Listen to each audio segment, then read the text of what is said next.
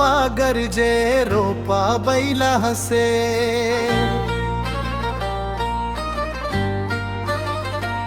हरे भरे धान के खेतवा मन मोर झूमे हसे। सैया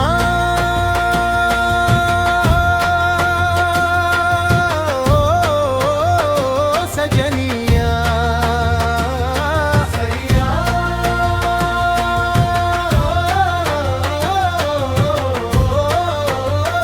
सजनिया। तोर माथे सिंदूर के टीका नथनी झलके सोना। सरई पेड़ के छामा बैठे बांसुरी बजे मधुर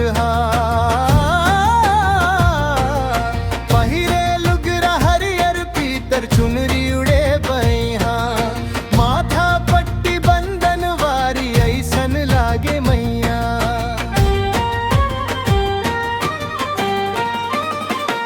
सैया तोरी ही रूप देखे नदिया नरवा बाहे।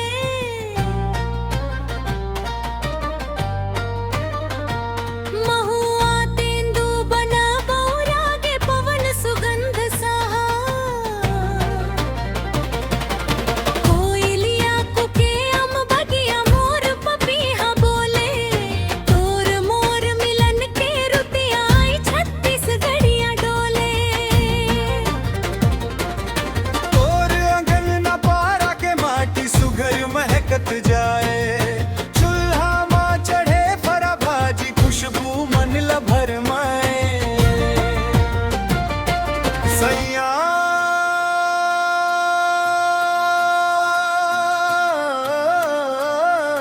सजनिया